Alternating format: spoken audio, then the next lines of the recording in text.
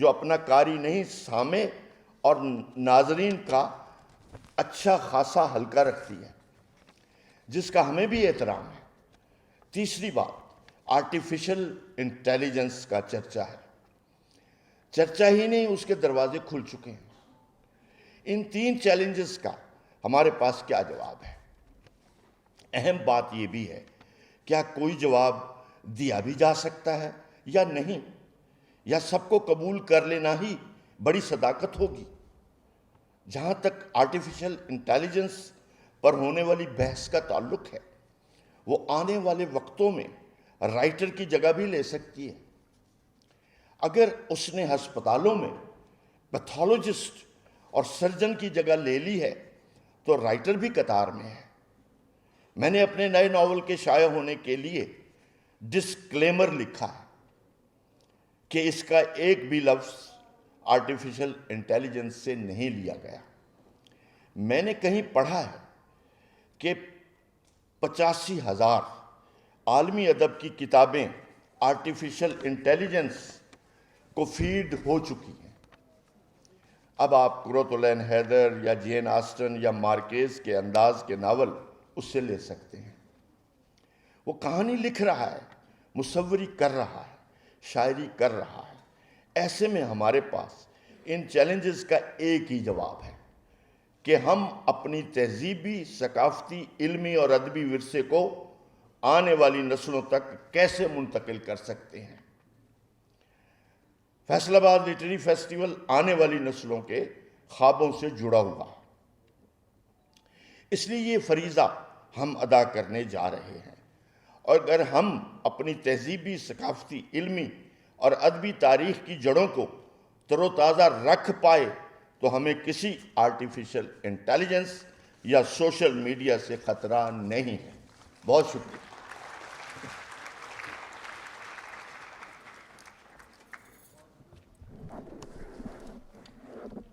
بہت شکریہ عسکر ندیم سید صاحب۔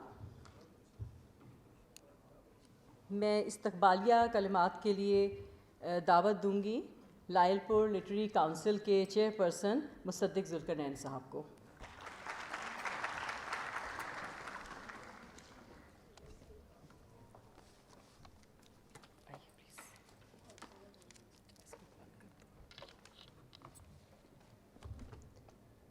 السلام علیکم۔ محترمہ نور الہدا شاہ صاحبہ، محترم اقصی مفتی صاحب، عسکر ندیم سید صاحب، سارہ حیات صاحبہ اور شیبہ عالم، حاضرین مجلس، آپ سب کو میں لائل پور لٹریری کونسل کی طرف سے 10ویں فیصل آباد لٹریری فیسٹیول میں خوش آمدید کہتا ہوں۔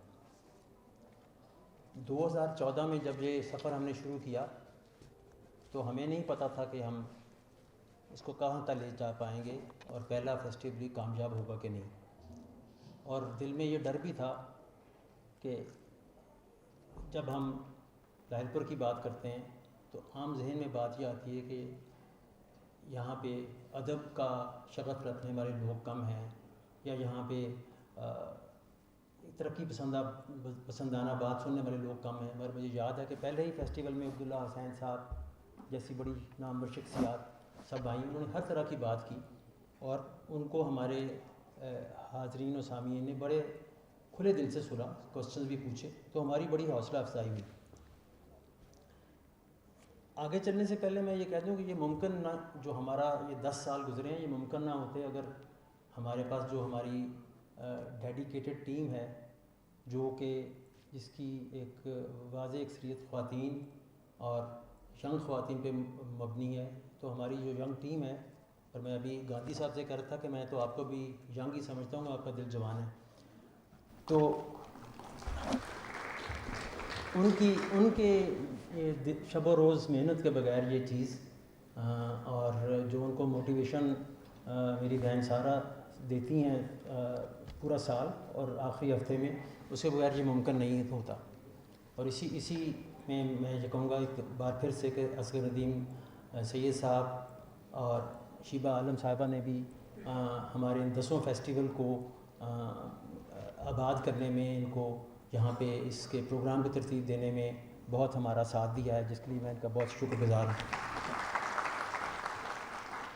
ساتھ ساتھ میں شکریہ ادا کرنا میرا فرض ہے، میری ذمہ داری ہے ہمارے اسپانسرز کا، اور اس دفعہ کے ٹائٹل اسپانسرز انٹرلوپ اور ہمارے جو دو مین اسپانسرز ہیں فیصل بینک اور فرسٹ اسٹیپ اسکولز، ان کا میں تہہ دل سے مشکور ہوں۔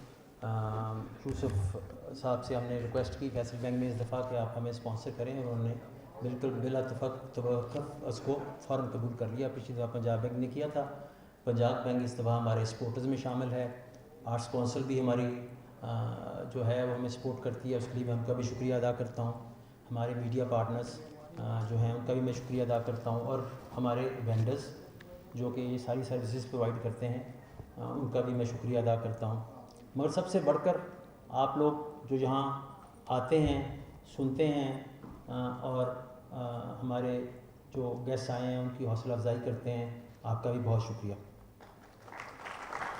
لائل پور لٹری کونسل جو ہے وہ پچھلے 2 سالوں سے، خاص کر پچھلے سال سے فیصل آباد لٹریری فیسٹیول کے علاوہ لائل پور پنجابی سلیک میلے کو بھی اسپانسر کر رہی ہے، جو کہ یہاں کا ینگ ہسٹورین لائل پور ینگ ہسٹورین کلب جس کو منعقد کرتا ہے، اور وہ پنجابی کا دنیا میں ایک بہت بڑا میلہ تصور ہوتا ہے۔ ہم نے یہاں پر اس فیسٹیول میں مختلف سالوں میں صرف لٹریچر نہیں، اس کے علاوہ arts, music, drama, architecture, social issues, ان سب پہ بات کی ہے، اور آپ کے پاس ایسے مہمانوں کو لے کے آئے ہیں جو کہ پر آپ بات کر سکیں۔ میں ہر دفعہ یہی کہتا ہوں کہ یہ موقع خاص کر ہمارے نوجوانوں کے لیے ہے کہ ہم جو بھی صاحب یا صاحبہ بات کر رہے ہیں اس کو تحمل و برداشت سے سنیں۔ آپ کا ان سے متفق ہونا ضروری نہیں ہے، اور ضرور تیاری کر کے آئیں، ان سے کوشچنز پوچھیں، ان سے سیکھنے کی کوشش کریں، اور یہی اس فیسٹیول کا صحیح فائدہ اٹھانے کا طریقہ ہے۔ ابھی بات ہو رہی تھی، شاہ صاحب نے بھی بات کی، اور میں تھوڑی دیر پہلے محترمہ نور الہدیٰ شاہ صاحبہ سے بات کر رہا تھا کہ ہمیں پاکستان میں ہمارا جو کلچر ہے، ہماری ثقافت ہے، ہماری جو زبانیں ہیں، اس کی ڈائیورسٹی کو ہم نے انجوائے نہیں کیا، ہم نے اس کو سیلیبریٹ نہیں کیا۔ ہم نے، اور اس کی وجہ سے قوم کبھی لگتا ہے کہ کھو گئی ہے، اور ہمیں اس کو، اس ڈائیورسٹی کو، ان تمام زبانوں کو، ان کی رچنس کو انجوائے کرنے کی ضرورت ہے۔ ابھی حال ہی میں لمز نے ایک بڑا اچھا قدم اٹھایا، انہوں نے تمام صوبوں کی زبان میں مشتمل ایک کانفرنس کی، جس میں تمام صوبوں سے، تمام زبانوں سے تعلق رکھنے والے لوگوں نے شرکت کی، اور ہم بھی کوشش کریں کہ آئندہ اس چیز میں اپنا رول پلے کریں۔ ایک جو چیز میں یہاں کہنا چاہوں گا اپنی بات آگے بڑھانے سے پہلے، کہ ہم نے یہ دیکھا ہے کہ جس کو ہم جنریشن زی کہتے ہیں، جب ہم نے یہ شروع کیا تو وہ ابھی بچے تھے، اب وہ ایڈلٹ ہو گئے ہیں 2014 سے اب تک۔ اسی طرح سے ابھی شاہ صاحب بھی بات کر رہے تھے، جو نئی نسل ہے وہ ہم لوگوں کو، ہماری نسل کو ریپلیس کر رہی ہے، اور ہمیں اس چیز کی ضرورت ہے کہ ان کو اس میں نہ صرف شامل کریں بلکہ ان کے جو احساسات ہیں، ان کے جذبات ہیں، ان کو بھی ہم مد نظر رکھیں۔ میں یہ تو نہیں کہوں گا کہ ہم تھک گئے ہیں اس کو چلاتے ہوئے، ہم ہر سال سوچتے ہیں کہ یار اگلے سال کرنا ہے کہ نہیں کرنا۔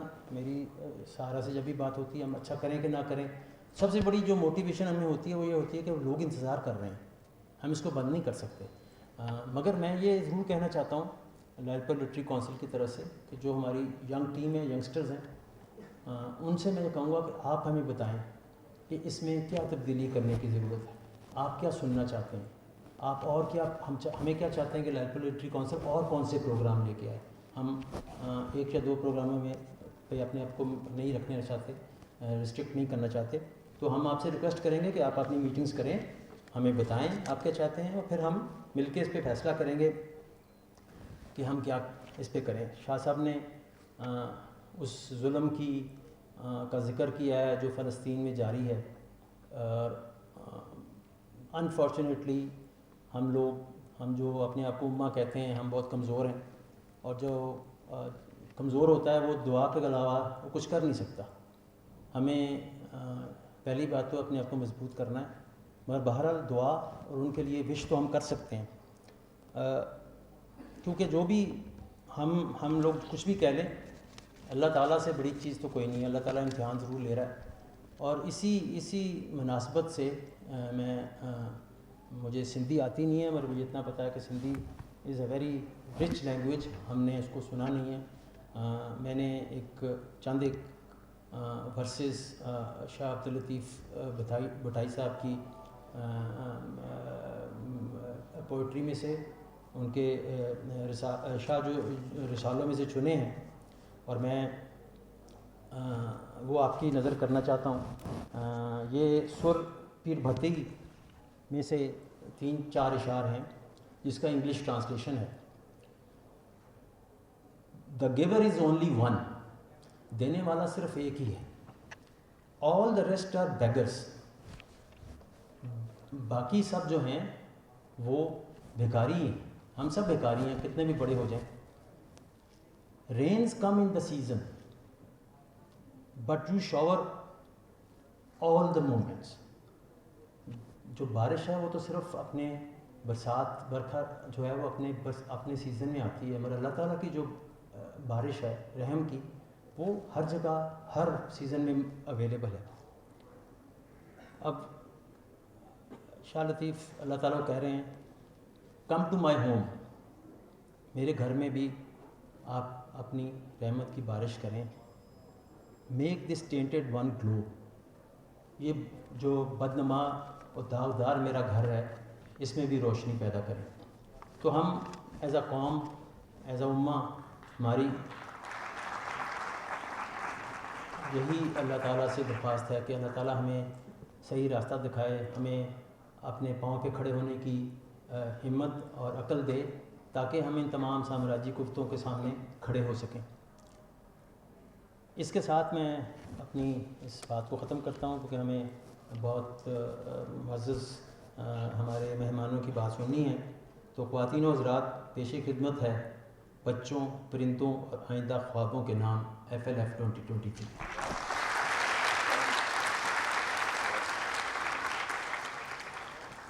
بہت شکریہ مصدق ذوالقرنین صاحب. آج کی افتتاحی تقریب کے ہمارے جو پہلے کی نوٹ اسپیکر ہیں جناب اکسی مفتی صاحب، میں آپ سے گزارش کروں گی، پاکستانی ثقافت کو ڈاکومنٹ کرنے میں ان کا بہت اہم کردار رہا ہے، اور ممتاز مفتی صاحب کی لیگیسی کو آگے بڑھاتے ہوئے پاکستانی ادب اور فنون لطیفہ پر گہری نظر رکھتے ہیں. جناب اکسی مفتی صاحب تشریف لائیے.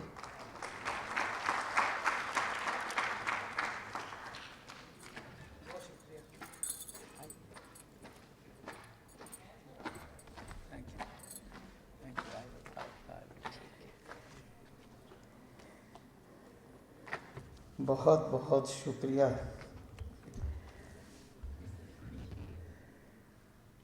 میری انتہائی خوش نصیبی ہے کہ آج میں شاعروں، ادیبوں اور ادب نواز حضرات کے ساتھ مخاطب ہوں. آپ جانتے ہیں کہ میں تو ایک فولکلورسٹ ہوں، وہ لوگ تماشے والا، اور آج مجھے یہ کہا گیا ہے کہ میں آپ جیسے مہذب لوگوں سے گفتگو کروں. ظاہر ہے پرانے خیالات تو چھوڑنے ہی ہوں گے، کیونکہ آج کا نیا اور انوکھا سماج آج جنم لے رہا ہے، جس کا ذکر آپ نے فرمایا. اور یہ بھی ہے کہ زندگی کی حقیقتوں سے فرار تو ہمارا شیوہ نہیں.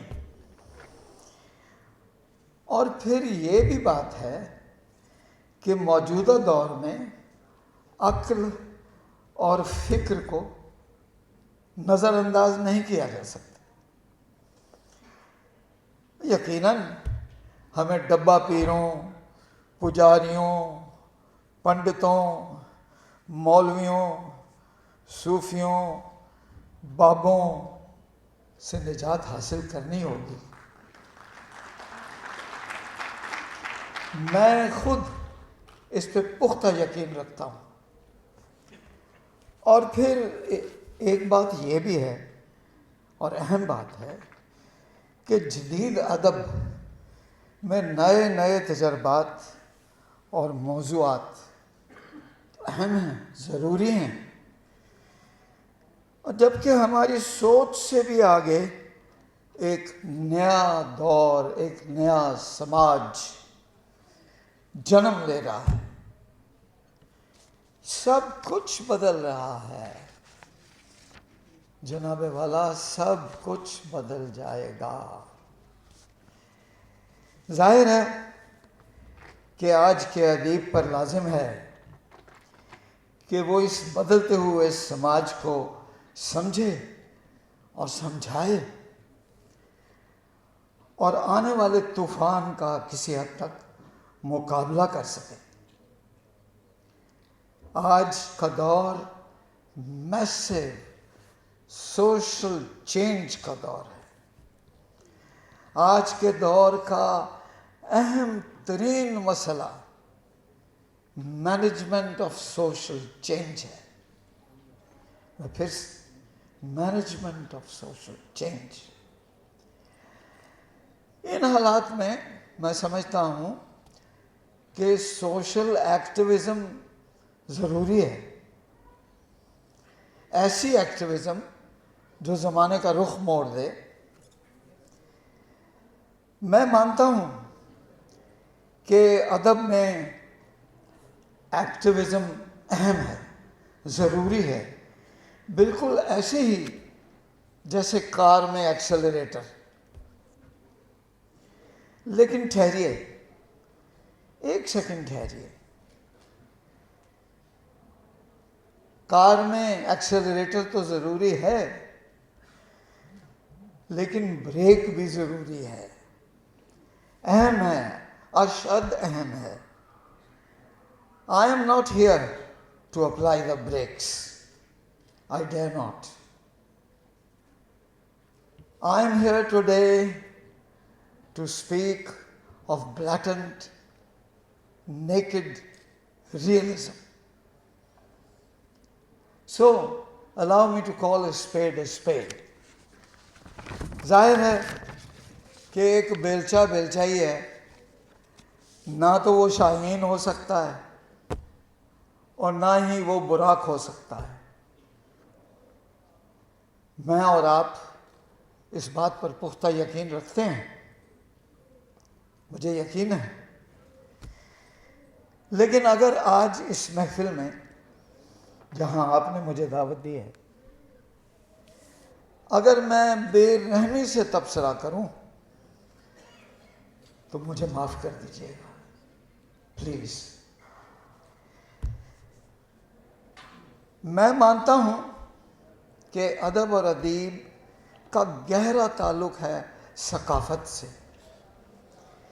میرا یہ بھی ماننا ہے کہ بڑا ادب اور بڑا عظیم ادیب پیدا ہوتا ہے.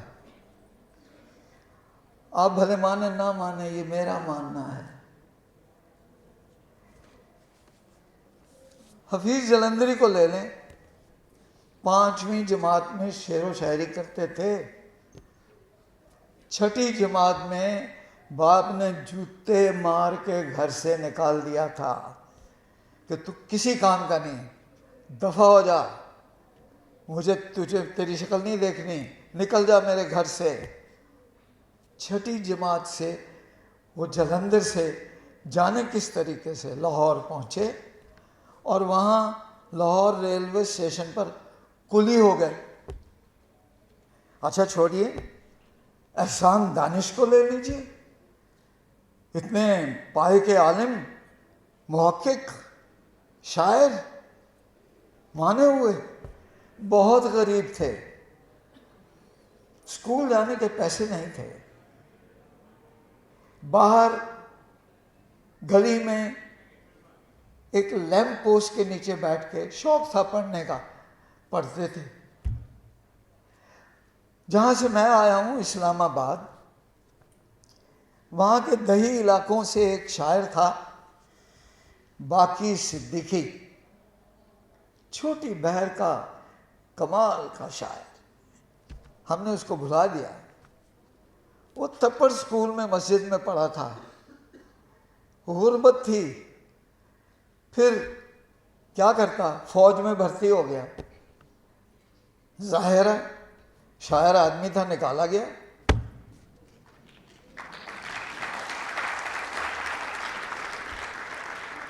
اس کے بعد ہوا یہ کہ اس کی ایک بیوہ بہن اپنے 4-5 بچے لے کے اس کے گھر آ گئی.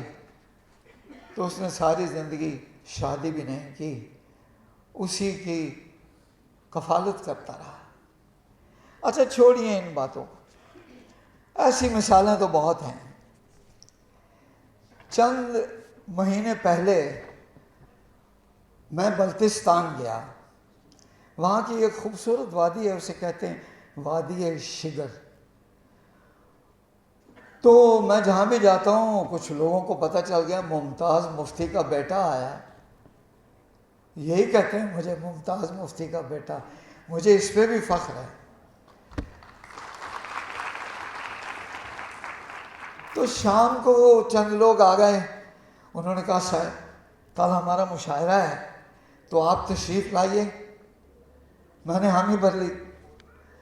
اب میرا خیال تھا کوئی ہوٹل ہوگا، کرسیاں سجیں گی، شاندار اسٹیج بنے گا، اس کے اوپر پبلک سسٹم لگایا جائے گا، آگے صوفے لگیں گے، پیچھے کرسیاں لگیں گی، چائے پانی ہوگا، سموسے آئیں گے. سر کچھ بھی نہیں ہوا. وہ کل آئے اور مجھے سامنے والے باغ میں لے گئے، وہاں زمین پہ گھاس پہ بٹھا دیا. میں بھی بیٹھ گیا. 20 شاعر تھے اس چھوٹی سی وادی میں، 20 شاعر تھے. انہوں نے بلتی میں اپنا اپنا با کمال شعر و شاعری، شعر و سخن پیش کیا. مجھے سمجھ تو نہیں آیا لیکن میں سن بیٹھا رہا. آخر میں میرے ساتھ ایک میلا سا آدمی بیٹھا تھا، ہاتھ اس کے گندے تھے اور میلے سے کپڑے پہنے تھے. انہوں نے کہا سر یہ ہمارا استاد ہے، سر یہ بہت بڑا شاعر ہے، سر یہ بلتستان میں اس کے پائے کا دوسرا شاعر نہیں ہے. میں نے حیرت سے اسے دیکھا، پتہ چلا کہ وہ گاؤں کا موچی ہے، ان پڑھ.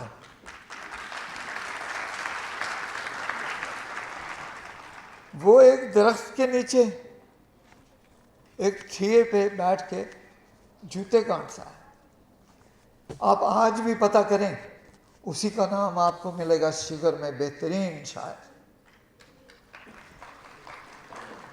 بلتی زبان کو لے لیجئے، آپ کو یہ بڑی قدیم زبان ہے.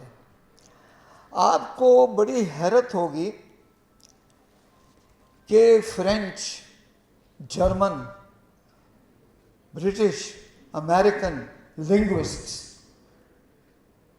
جو ماہرین ہیں، جب انہوں نے تبت کی قدیم زبان پہ ریسرچ کرنی ہوتی ہے تو وہ تبت نہیں جاتے، وہ بلتستان جاتے ہیں، کیونکہ یہ زبان اب تبت میں نہیں بولی جاتی، بلتستان میں بولی جاتی ہے.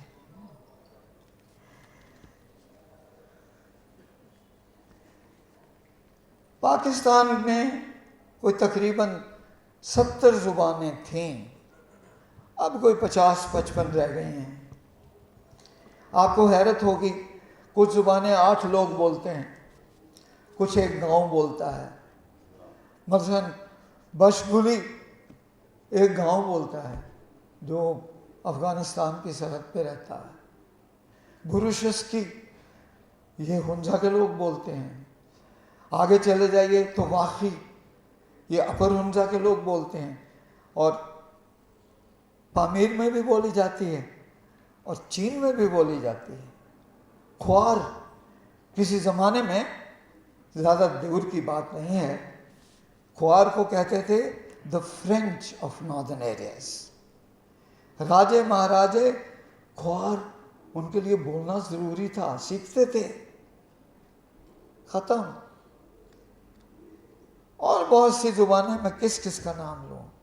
براہوی, آپ کو پتا ہے ہمارے ہاں سواحلی بھی بولی جاتی تھی. میں نے خود ریکارڈ کی ہے سواحلی. جو ہمارے کوسٹل ایریاز ہیں ان میں سواحلی بولی جاتی تھی. اور کلاشا فار ایگزامپل, یہ کلاش لوگ بولتے ہیں, 3 وادیوں میں صرف بولی جاتی ہے, بمبورت, بریر اور رمبھور. اور یہ چند ہزار لوگ رہ گئے ہیں. سر افسوس یہ ہے ہم نے تمام زبانیں مار دیں. میں نے اور آپ نے ماری ہیں یہ زبانیں. آپ کہیں گے یہاں میرے بڑے دانشمند لوگ بیٹھے ہیں, وہ کہیں گے مفتی صاحب یہ تو بولیاں ہیں. تو وہ بولیاں ہی رہیں گی نا. نہ ہم نے ڈاکیومنٹ کیا, نہ ان کو فروغ دیا, نہ ان کو اہمیت دی, نہ ان کو پوچھا, نہ ان کو کوئی اشاعت گھر دیا, تو پھر بولیاں ہی رہیں گی نا, بولیاں ہی مر جائیں گی. لیکن ایک بات یاد رکھیے کہ ان بولیوں کے ساتھ مقامی ثقافت, مقامی رہن سہن, مقامی کہانیاں, مقامی لوریاں, مقامی گیت, خوبصورت گیت, مقامی اخان, مقامی دانش جس کو انڈیجنس نالج کہتے ہیں, آپ نے ان کا ذکر کیا. مقامی علاج معالجہ, وہ جو ہماری باپ دادیاں جو تھیں, پردادیاں, ان کو پتا تھا. مقامی ہنر, مقامی سکلز, وہ چھوڑیے لوکل انٹرپرائز, مقامی بزنس, ہم نے سب مار دیے. 70 برس میں ہم نے قتل و غارت کر دیا. آج سے 30 سال پہلے میں کبھی ہنزا جاتا تھا تو میں وہاں صبح کے وقت مجھے پھٹی کھلائی جاتی تھی. پھٹی ان کی بریکفاسٹ بریڈ ہے. دوپہر کو مجھے چپ شروع کھلاتے تھے. یہ ان کا پیزا ہے قیمے والا.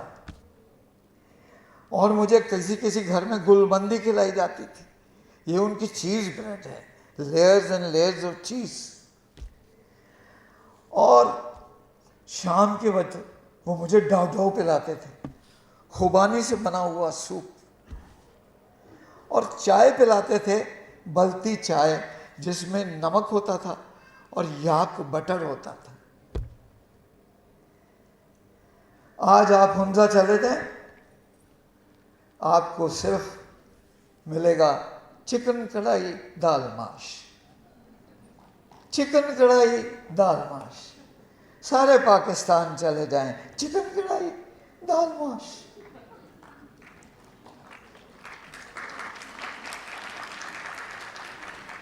باقی تو چھوڑیں, ہم نے مقامی پکوان مار ڈالے. میرے کچھ امریکہ سے دوست آئے تو میں نے بڑی شیخی ماری اور میں نے کہا چلو آپ کو میں ہنزا لے جاتا ہوں. Hunza the legendary land. ہم وہاں پہنچ گئے. وہاں ان کی بکنگ تھی پاکستان ٹورزم ڈیولپمنٹ کارپوریشن, جس کا کام ہے پاکستانی ثقافت کو فروغ کرنا, پاکستانی سیاحت کو فروغ دینا. ان کو ٹھہرایا گیا ایک سوئس شہر میں, PTDC موٹیل. چلیے جی, وہ کھٹو جو ان کا مقامی آرکیٹیکچر ہے اس سے ہم شرماتے ہیں نا. دراصل اس میں درمیان میں ایک سموک ہول ہوتا ہے, دھواں جاتا ہے اوپر. ہم نے وہاں سوئس شیلے بنایا ہوا. ہم نے ان کو, میں نے وہاں رکھ دیا مجبوری. صبح جب وہ اٹھے تو وہ Hunza the legendary land Pakistan Tourist Development Corporation میں جب مینیو کارڈ آیا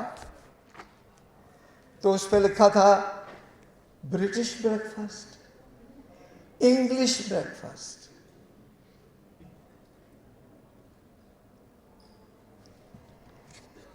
इन दूर दराज के इलाकों में बाकमाल शायर और अदीब पैदा होते हैं, यकीन जानिए पैदा होते हैं, जो बिन खिले मुरझा जाते हैं और अपनी ब्याज तक छपवा नहीं सकते। तो इस पे मुझे पब्लिशर और पब्लिशिंग प्रॉब्लम्स मेरे जहन में आ रहे हैं। आपको मालूम है हमारे अदीब के पास पब्लिशर नहीं है, झूठ है, फ्रॉड है जो एक दो बैठे हुए हैं। आज कोई नया अदीब, कोई नया शायर अपनी किताब, नए को छोड़ें जी पुराने भी, वो जब लेके जाते हैं किसी पब्लिशर के पास तो पब्लिशर पता क्या कहता है? वो कहता है कितने पैसे दोगे तो छापो। यकीन जाने, और मैं जानता हूं, मैं नाम नहीं लेना चाहता, बड़े बड़े अदीब 250 किताब छपती है। 24 करोड़ लोगों के मुल्क में 250 किताब छपती है, और वो 250 किताब भी पैसे दे के छपती है। और फिर वो बेचारा अदीब उन 250 किताबों को समेट के घर ले आता है और फिर ऐसी तकरीब में मेरी तरह सबको मुफ्त बांट रहा होता है।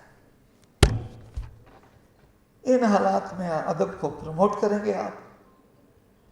किसी इदारे की तवज्जो नहीं है इसकी तरफ। बड़े बड़े इदारे हमने बना रखे हैं, अकेडमी और लेटर्स और नेशनल बुक फाउंडेशन और मुक्तदरा और जाने क्या क्या, और ये हाल है पब्लिशिंग का। पब्लिशिंग को तो छोड़िए, किताबों की दुकानें बंद होती जा रही हैं, शहर शहर बंद हो रहे हैं। अदीब के पास अपने अदब की तरसील का कोई जरिया नहीं है। अच्छा वो भी छोड़िए, हमारे यहाँ कॉपीराइट बराए नाम है, अगर है भी तो उसकी कोई इम्प्लीमेंटेशन नहीं है, उस पर अमल नहीं किया जाता। मैं आपको कौन कौन सी दुख भरी कहानी सुनाऊं। एक गायक थे, आप जानते होंगे उनको, पठाना खान। वो मिठन कोट में रहते थे, अफ्यून फेंकते थे, लेकिन कमाल के गायक थे, बड़ी लगन से गाते थे। उनका गाना मैंने खुद रिकॉर्ड किया, मेंढा इश्क भी तू और मेंढी जान भी तू।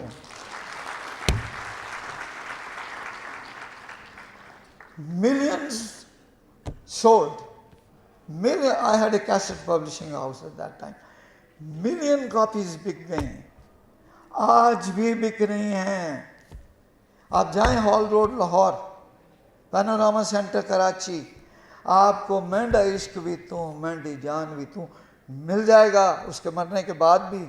सिर्फ फ़र्क ये होगा कि कैसेट के ऊपर तस्वीर पठाना खान की नहीं होगी, माधुरी डिक्सिट की होगी।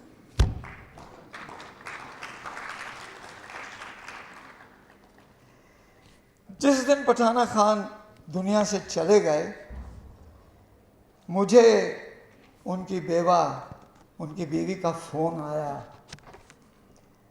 उन्होंने कहा, सर घर में कफन के पैसे नहीं हैं, घर में कफन के पैसे नहीं हैं। सर वो शख्स जो पाकिस्तान का माया नाज गाने वाला, जिसकी मिलियन कॉपियां बिक गई, अगर उसको एक पैसा भी रॉयल्टी में मिलता तो अमीर कबीर आदमी होता। लेकिन उसका ये हाल था कि उसको दफनाने के पैसे नहीं थे।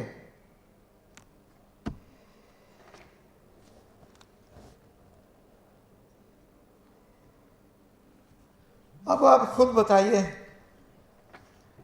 कि इन हालात में पाकिस्तान का अदीब, पाकिस्तान का शायर पाकिस्तान का मौसीकार, पाकिस्तान का फनकार कैसे सरवाइव कर सकता है? इंसाफ कीजिए। हाँ, आप मुझे खुद बताएं, आप में से कितने लोग हैं जो कलम से रोजी कमा सकते हैं? हाँ, अगर आप करप्ट जर्नलिस्ट हैं या आप सियासी बयान करते हैं तो शायद आप पैसे कमा लें, लेकिन अगर आप अदीब और शायर हैं, पैसे कमाने दरकिनार, आप तो छप नहीं सकते। छोड़िए, मैं अदब की बात ही नहीं करता।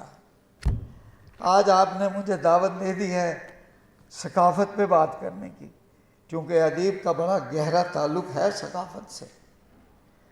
आप मौसीकी के साज ले लें, मार दिए सारे, एक नहीं बचा। कैसे कैसे साज थे हमारे पास। अगर मैं उनके नाम लेना शुरू करूं तो मुझे वक्त लग जाएगा। सारंगी से लेके सुरबहार से लेके विचित्र वीणा तक हमने मार दिया। रह गया पीछे तबला, क्योंकि वो कोठे पे बजता है, उसके साथ मुजरा होता है।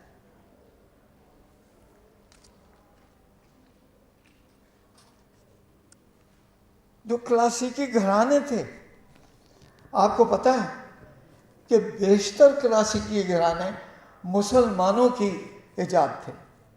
दिल्ली घराना मुसलमानों की इजाद, आगरा घराना मुसलमानों की इजाद, ग्वालियर घराना मुसलमानों की इजाद, पटियाला घराना मुसलमानों की इजाद, शाम 84 घराना मुसलमानों की इजाद, तलवंडी घराना मुसलमानों की इजाद, किराना घराना उसमें एक हिंदू है, मुसलमानों की इजाद। मार दिए सारे, मर गए। उनके आखिरी चश्मो चिराग जो बैठे हैं सिसक सिसक के मर रहे हैं। खाने को रोटी नहीं है, कोई एक्नॉलेजमेंट नहीं है, न रेडियो टीवी प्रोग्राम क्लासिकल मौसीकी का करता है, न आप करते हैं, न मैं करता हूं। मर रहे हैं। शानदार घराने, आपको कुछ इल्म नहीं है कि कितना बड़ा इल्म है मौसीकी। दुनिया में इतना बड़ा इल्म नहीं है जितना कि पाकिस्तानी क्लासिकल मौसीकी है। और वो खूबसूरत कॉम्पोजिशंस जो इसातिज़ा की थी, वो खूबसूरत बोल, वो राग, वो ठाठ, वो रागनियाँ भुला दी हमने, सब भूल गए, खत्म हो गए, किसी को याद नहीं। वो एक मरहूम झंडे खान होता था, वो थिएटर के नगमे लिखता था, क्या खूब नगमे लिखता था। वो थिएटर जब शुरू होता था, एक ज़माना था हमारे पास थिएटर था, तो सलामी पेश की जाती थी, सलामी झंडे खान बनाता था। कहाँ गई वो सलामियाँ, किधर है वो थिएटर के नगमे? मार दिए हमने, सब मर गए। ये भी छोड़ दें, हमारे माहिर दस्तकारों की बात करें। एक वजह यह है कि हमारे तमाम मौसीकार अनपढ़ हैं। ये हॉल जिसके नाम लिखा है नुसरत फ़तेह अली खान, 5वीं जमात फेल, लेकिन दुनिया में नाम पैदा कर गया। 70 जो एम्बेसीज थी दुनिया भर में, वो काम नहीं कर सकी जो नुसरत फ़तेह अली कर गया।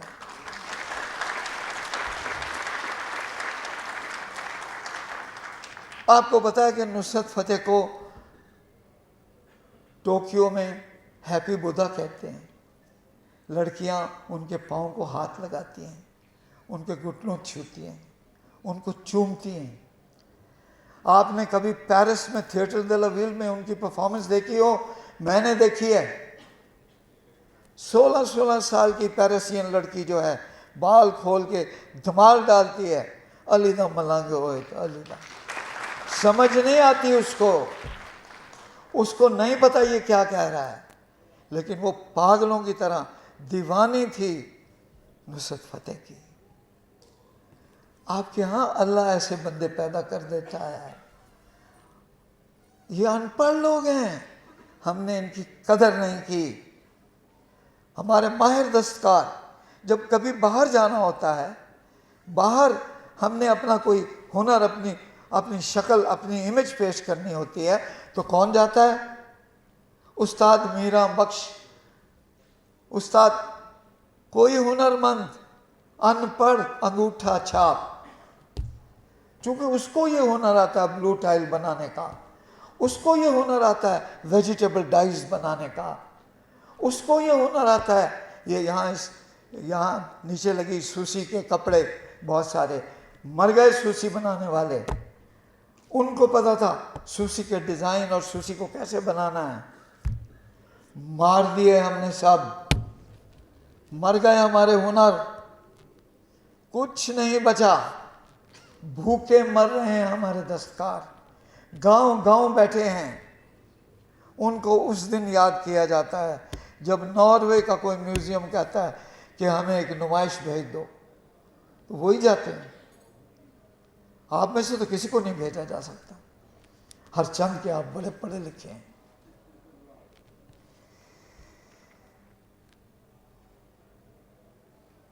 مغل آرکیٹیکچر کو لے لیں، ہم بڑا فخر کرتے ہیں مغل آرکیٹیکچر پر. ہم کہتے ہیں جی یہ اسلامی آرکیٹیکچر ہے، لوگوں کے آگے پیش کرتے ہیں، دیکھ لیے عالی شان شالیمار باغ، یہ ہمارا آرکیٹیکچر ہے. آپ کو معلوم ہے کہ مغل آرکیٹیکچر یہ جو عمارتیں ہیں یہ بادشاہوں نے نہیں بنائی تھیں، یہ آپ نے اور میں نے بنائی تھیں، ہمارے مزدوروں نے بنائی تھیں، ہمارے دستکاروں نے بنائی تھیں. اور جب پاکستان بنا تھا تو یہ سب دستکار زندہ تھے. یہ ملتان میں بیٹھے تھے، یہ لاہور میں بیٹھے تھے. ان کو طریقہ آتا تھا شیش محل بنانے کا، ان کو طریقہ آتا تھا فریسکو کرنے کا. آپ کو حیرت ہوگی کہ مغل آرکیٹیکچر میں 36 فنون ہیں، 36. میں کون سا فن آپ کو گناؤں؟ برک لینگ. آپ کو پتا ہے کہ ہمارے میسنز جو ہیں وہ 100 طریقے سے اینٹ لگاتے تھے. جائیں لاہور کا نیچے کا فلور دیکھیں، آج گھر میں میسن لے آئیں، اس کو 1 یا 2 طریقے سے اینٹ لگانی نہیں آتی، اس کو تو تاکچہ بنانا نہیں آتا. آپ اسے کہیں یہاں ایک مجھے نش بنا دیں، میں نے دیا رکھنا ہے، وہ نہیں بنا سکے گا. فریسکو، سٹکو جس کو گنج کا کام کہتے ہیں، ماربل انٹارجیا، ماربل کے اندر جڑاؤ کرنا، پیٹرا ڈیورا، ماربل کے اندر ہیرے جواہرات جڑنا، یہ ہنر تھے جو زندہ تھے پاکستان میں. اور کیلیگرافی، آپ کو پتا ہے کہ ہمارے راج مزدور برک کیلیگرافی کرتے تھے. برک کیلیگرافی کوئی کمپیوٹر نہیں تھا، کوئی ٹیکنالوجی نہیں تھی، کوئی مشین نہیں تھی. میں ان میں بالکل پورا یقین رکھتا ہوں کہ ہم آرٹیفیشل انٹیلیجنس کا کیسے مقابلہ کریں گے. میں بتاتا ہوں، میرا ایک مزدور، ان پڑھ مزدور، ایسے اینٹ اٹھاتا ہے، اس کے پاس کچھ نہیں ہے، ایک تیسی ہے، ایک آنکھ بند کر کے یوں مارتا ہے اور لا الہ الا اللہ لکھ دیتا ہے اینٹوں سے. آپ جائیں پرانے گھروں میں، پہلے دہلیز پہ اوپر لا الہ الا اللہ برک کیلیگرافی میں ہے. ایسے ہنر تھے ہمارے پاس، خدا داد، اللہ کی دین تھی. سب مار دیے ہم نے. سارے کے سارے مر گئے. ہمارے عمارتی فنون کے ماہر یا تو مر گئے یا ملک چھوڑ کے چلے گئے. آپ کو پتہ ہے نصرت فتح کے ساتھ جو طبلہ بجاتا تھا، اب میں چونکہ یہاں کھڑا ہوں تو میرے دماغ میں باتیں آ رہی ہیں، جو طبلہ بجاتا تھا، آپ تو اس کا نام بھی نہیں جانتے ہوں گے. سر نصرت کے ساتھ کوئی طبلہ نہیں بجا سکتا تھا، وہ اتنا بڑا فنکار تھا. اس کے ساتھ طبلہ بجاتا تھا دلاور. کیا ہوا؟ نصرت مر گیا. کہاں ہے دلاور؟ کسی نے پوچھا؟ چھوڑ گیا ملک، لندن میں رہتا ہے. ہمارے سب فنکار چھوڑ گئے ملک. ہمارے ملک میں سرود بجانے والا کوئی نہیں رہ گیا، بیلجیم میں بیٹھا ہے. ہمارا بہترین طبلہ بجانے والا امریکہ میں بیٹھا ہے. کتنے افسوس کی بات ہے، کس قدر افسوس کی بات ہے.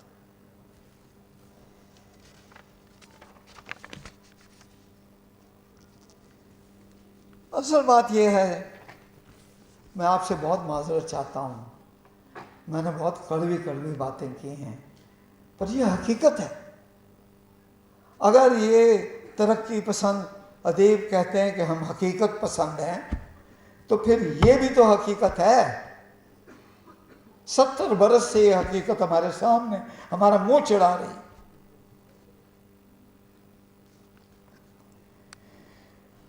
زندگی کی ٹھوس اور کڑوی حقیقتوں کو پیش کرنا یہ بھی تو ادیب کا فرض ہے نا، کہ نہیں؟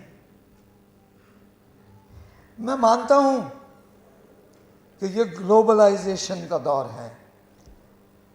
گلوبلائزیشن تو آئے گی، آپ اسے روک نہیں سکتے. آپ روک سکتے ہیں؟ کیا آپ گلوبلائزیشن کو روک سکتے ہیں؟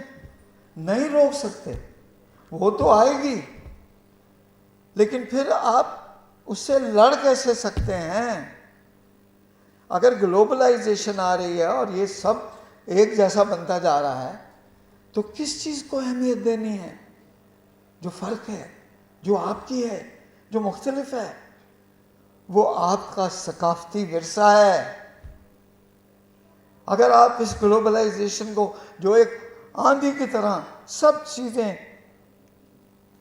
اریز کرتی جا رہی ہے، اگر اس کے آگے کھڑا ہونا ہے تو آپ کے ہاتھ میں صرف ایک چیز ہے، آپ کا ثقافتی ورثہ، جس کی طرف آپ کا توجہ نہیں ہے. بدقسمتی ہے.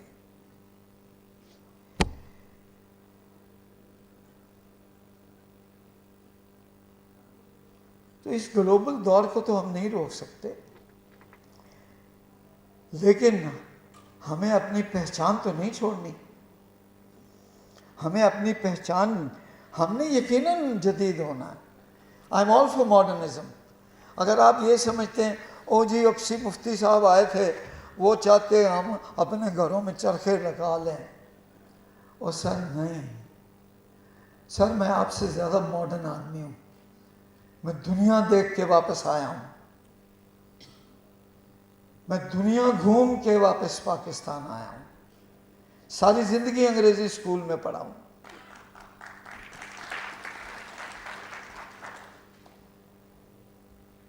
تو we must develop, there is no doubt, we must modernize. Modernism ضروری ہے، اتنی ہی ضروری ہے جتنی ثقافت ضروری ہے. لیکن we must modernize from the depth of our own feel, own being. اپنی شناخت کو لے کے، اپنا چہرہ لے کے ماڈرنائز ہوں. بہ نہ جائیں اس گلوبلائزیشن میں. ہوش کریں، کھو دیا ہم نے سب کچھ. تو آج کا افسانہ نگار تو میں معافی چاہتا ہوں، یا تو اپنے آپ سے بیگانہ ہے یا خوف زدہ ہے. پھر ایسے کون سے عناصر ہیں جنہوں نے ادیب کی نگاہ اور ادیب کے فکر کو جکڑ رکھا ہے؟ सोचिए, निशानदाही कीजिए। आज मैं कहूँगा शायद फिर एक मंटो की ज़रूरत है जो हमें झंझोड़े। और आखिर में मुझे अल्लामा इकबाल का एक शेर याद आ रहा है। आपको पता है हमारे यहाँ तकरीर तो पूरी नहीं होती जब तक शेर ना सुनाया जाए। हम शायर लोग हैं, खुशी की बात है। अल्लामा कहते हैं, हम मशरिक में रहने वालों का दिल मगरिब में जा अटका है, वहाँ कंटर सब बिलोरी हैं, या एक पुराना मटका है। सर, हमने उस मटके की कदर नहीं की, माफ़ी चाहता हूँ। वो मटका नहीं था, वो मटका नहीं था, वो एक गीत था, वो एक नाच था, वो त्यौहार थे, वो कहानी थी, वो रोमान था, सोनी मईवाल वाला रोमान। वो मटका 2500 साल कदीम था। तो हमने उस मटके को संभालना तो क्या था, हमने तो फोड़ दिया उस मटके को। सर, बहुत शुक्रिया, बहुत मेहरबानी।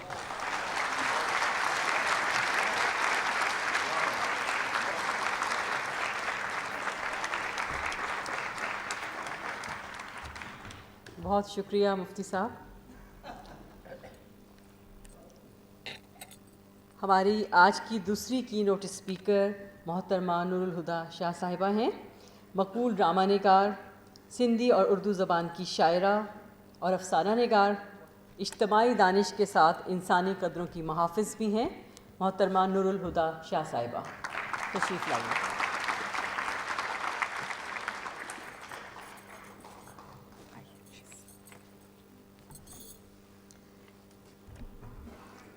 लाइलपुर वालों की मोहब्बत का बहुत बहुत बहुत शुक्रिया। जो मोहब्बत यहाँ आते ही मैंने समेटना शुरू की है और उसने मुझे लम्हों में माला माल कर दिया है। जितनी देर मैं बच्चियों के साथ तस्वीरें बनवाती रही, अक्सी मुफ्ती साहब जुमले कसते रहे कि मैं जेलस हो रहा हूँ, और अब मैं जेलस हो रही हूँ इनसे। नोहा जो सकाफ़त का इन्होंने अभी पढ़ा, उसके बाद मेरा क्या मरसिया पढ़ना। बार बार जो जुमला कहते रहे कि मार दिए हमने सब,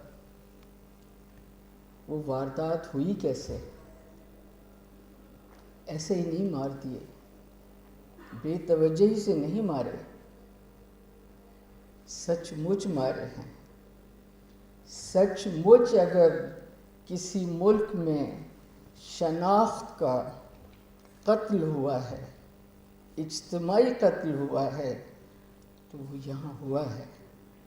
ये वारदात हुई है। सकाफ़त मौजू तो जो है आप सबके सामने है। मैं पहले इसको डिवाइड करूँगी सकाफ़त के हिसाब से। सकाफ़त शनाख्त है। पाकिस्तान एक कसीरुल कौमी मुल्क है। इसमें बहुत सी कौमें रहती हैं। इनमें से बहुत सी कौमें ऐसी हैं, बल्कि सभी कौमें ऐसी हैं जिन्होंने अपनी ज़मीन उठाकर पाकिस्तान के लिए पेश की कि यहाँ बनाइए पाकिस्तान। सब सुख चैन से रह रहे थे, किसी पर कोई बुरा वक्त नहीं आया हुआ था। अपनी ज़मीन पेश की। आप इस ज़मीन के ऊपर पाकिस्तान बनाइए।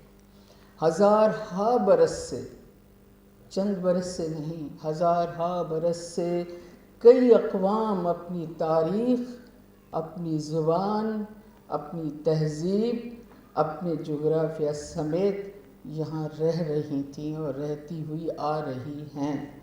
उन सब की अपनी अपनी एक अलग अलग शनाख्त थी, एक मुश्तरका शनाख्त भी थी, मगर एक अलग अलग शनाख्त थी।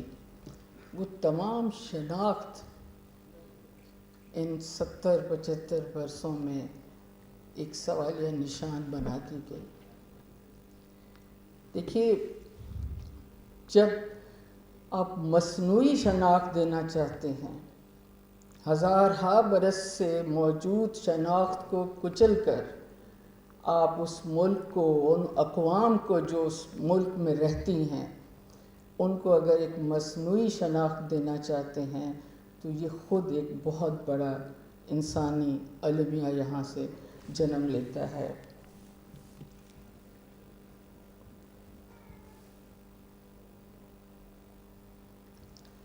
होना तो ये चाहिए, हकीकत भी ये है कि इतनी, जितना अक्सी साहब ने ज़िक्र किया, इतनी सकाफ़त, इतनी रंगा रंगी, इतनी ज़बानें, इतनी कौमें, ये किसी भी मुल्क की खुशबख्ती होनी चाहिए।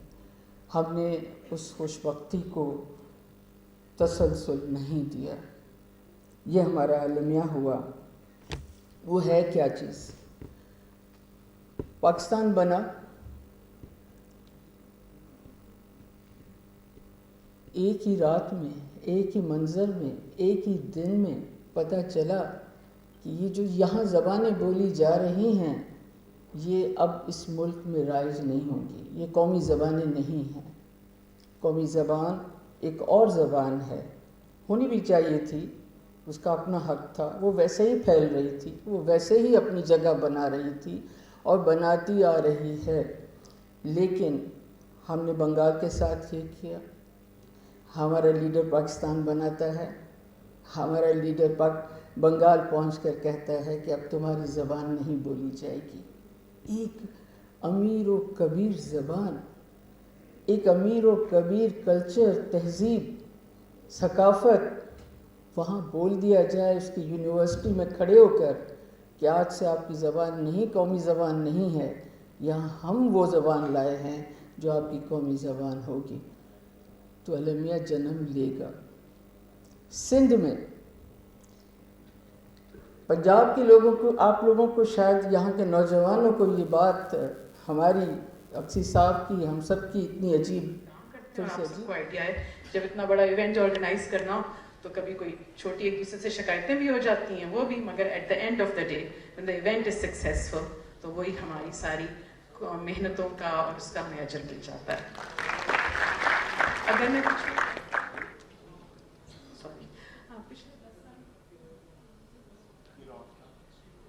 पिछले 10 साल में अगर जल्दी से मैं 2-3 चीज़ें सोचूं कि मेरे हाईलाइट क्या थे 10 साल में मैंने, तो सबसे पहली चीज़ जो मुझे याद आती है कि अब्दुल्ला हुसैन साहब की नावल हमने सेलिब्रेट किया था, उदास नस्लें। तो हम जब टीम मिली और हमने कहा अच्छा ये हम कर रहे हैं, तो 90% ने वो नावल नहीं पढ़ा हुआ था और सबको कहा अच्छा नावल पढ़ो ताकि कोई सवाल कर सको, उनको बता सको कि हमने नावल पढ़ा हुआ है। तो वो जब आए उन्होंने दरवाज़ा गाड़ी का खोला और बहुत गुस्से और बादब बारोब शख्सियत थे। तो पहले उतरते ही मुझे डांट पड़ गई, पीछे हटो मैं खुद चला जाऊँगा। थोड़े से नासाज की तबीयत उनकी, और शाम तक हमें फिर उनसे डांट ही पड़ती रही। तो जब शाम को पूछने लगे अच्छा किस किसने नावल पढ़ा है, मैंने कहा जी मैंने पढ़ा था, भूल गई। तो फिर ना पढ़ा होगा ना। दूसरी जो मुझे एक बहुत अच्छी याद है, ज़ोहरा निगाह साहिबा, इंतज़ार हुसैन और आसिफ फर्रुखी और सब बाकी सब लोग उस दिन रात को अवेलेबल नहीं थे, उनको रात के खाने पे कंपनी चाहिए थी।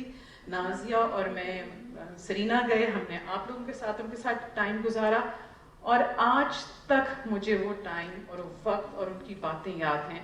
और मेरा ख्याल है पूरे एक 10 साल का अगर मेरा सरमाया है तो वो उनके साथ गुजारे वो 2 घंटे हैं। तीसरा, and this is very personal and I think I've never ever disclosed this to anyone, मगर मुझे पहली दफ़ा समझ आया कि स्टार स्ट्रक वर्ड क्या होता है।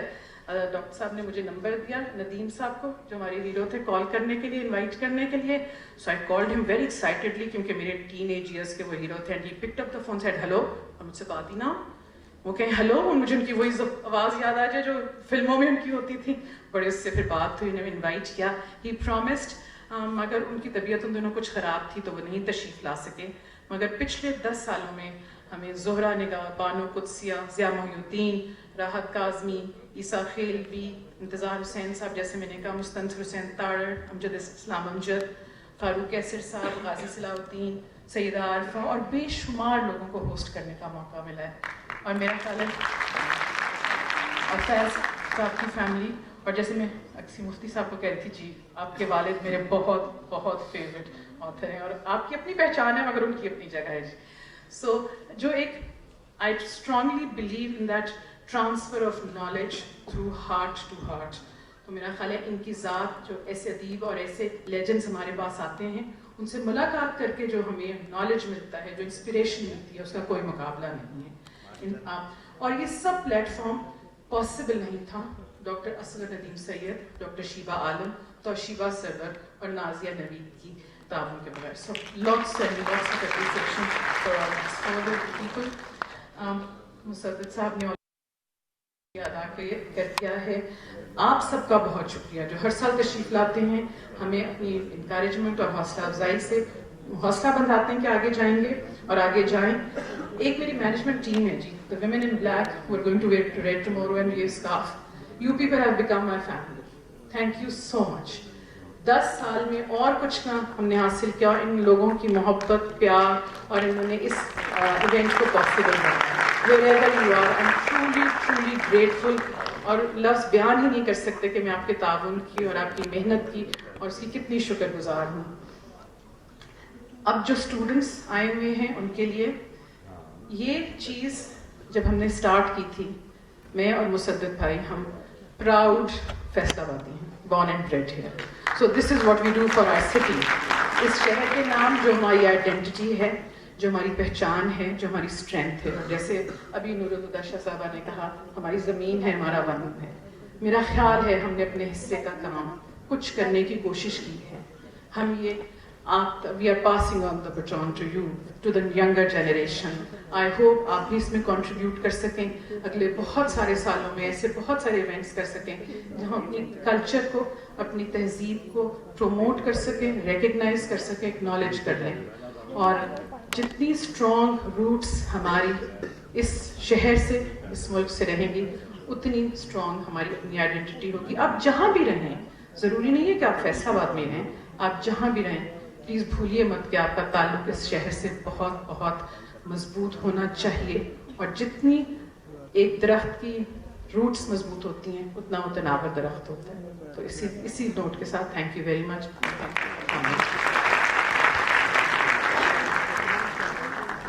بہت شکریہ سارہ حیات.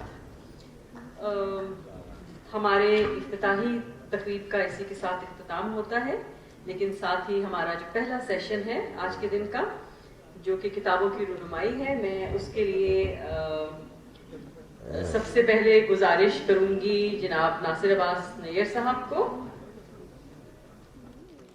یہ آپ نے اور میں نے بنائی تھی, ہمارے مزدوروں نے بنائی تھی, ہمارے دستکاروں نے بنائی تھی. اور جب پاکستان بنا تھا تو یہ سب دستکار زندہ تھے. یہ ملتان میں بیٹھے تھے, یہ لاہور میں بیٹھے تھے. ان کو طریقہ آتا تھا شیش محل بنانے کا, ان کو طریقہ آتا تھا فریسکو کرنے کا. آپ کو حیرت ہوگی کہ مغل آرکیٹیکچر میں 36 فنون ہیں, 36. میں کون سا فن آپ کو گناؤں. برک لیں, آپ کو پتا ہے کہ ہمارے میسنز جو ہیں وہ 100 طریقے سے اینٹ لگاتے ہیں. جائیں لاہور کا نیچے کا فلور دیکھیں, آج گھر میں میسن لے آئے, اس کو 1 یا 2 طریقے سے اینٹ لگانی نہیں آتی, اس کو تو تاکچہ بنانا نہیں آتا. آپ اسے کہیں یہاں ایک مجھے نیش بنا دیں, میں نے دیا رکھنا ہے, وہ نہیں بنا سکے گا. فریسکو, سٹکو جس کو گنج کا کام کہتے ہیں, मार्बल अंटार्शिया, मार्बल के अंदर जुड़ाव करना, पेट्रोडोरा, मार्बल के अंदर हीरे जवाहरात जड़ना, ये हुनर थे जो जिंदा थे पाकिस्तान में। और कैलीग्राफी, आपको पता है कि हमारे राज मजदूर ब्रिक कैलीग्राफी करते थे। ब्रिक कैलीग्राफी कोई कंप्यूटर नहीं था, कोई टेक्नोलॉजी नहीं थी, कोई मशीन नहीं थी। मैं उनमें बिल्कुल पूरा यकीन रखता हूं कि हम आर्टिफिशियल इंटेलिजेंस का कैसे मुकाबला करेंगे। मैं बताता हूं, मेरा एक मजदूर, अनपढ़ मजदूर, ऐसे ईंट उठाता है, उसके पास कुछ नहीं है, एक तेजी है, एक आंख बंद करके यूं मारता है और ला इलाहा इल्लल्लाह लिख देता है ईंटों से। आप जाए पुराने घरों में, पहले दहलीज पे ऊपर ला इलाहा इल्लल्लाह, ब्रिक कैलीग्राफी में। ऐसे हुनर थे हमारे पास, खुदादा अल्लाह की देन थी। सब मार दिया हमने, सारे के सारे मर गए। हमारे इमारती फनून के माहिर या तो मर गए या मुल्क छोड़ के चले गए। आपको पता है, नुसरत फतेह के साथ जो तबला बजाता था, अब मैं चूंकि यहाँ खड़ा हूं तो मेरे दिमाग में बातें आ रही, जो तबला बजाता था, आप तो उसका नाम भी नहीं जानते होंगे। सर, नुसरत के साथ कोई तबला नहीं बजा सकता था, वो इतना बड़ा फनकार था। उसके साथ तबला बजाता था दिलावर। क्या हुआ? नुसरत मर गया, कहां है दिलावर? किसी ने पूछा, छोड़ गया मुल्क, लंदन में रहता है। हमारे सब फनकार छोड़ गए मुल्क। हमारे मुल्क में सरोद बजाने वाला कोई नहीं रह गया, बेल्जियम में बैठा है। हमारा बेहतरीन तबला बजाने वाला अमेरिका में बैठा है। कितने अफसोस की बात है, किस कदर अफसोस की बात है।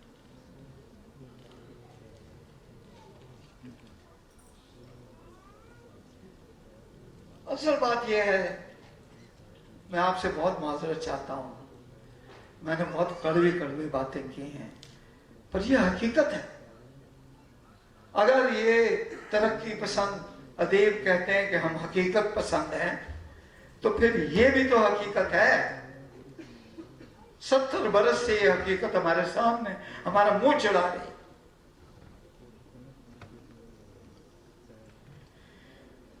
जिंदगी की ठोस और कड़वी हकीकतों को पेश करना, ये भी तो अदीब का फर्ज है ना, कि नहीं है? मैं मानता हूं कि ये ग्लोबलाइजेशन का दौर है। ग्लोबलाइजेशन तो आएगी, आप उसे रोक नहीं सकते। आप रोक सकते हैं? क्या आप ग्लोबलाइजेशन को रोक सकते हैं? नहीं रोक सकते, वो तो आएगी।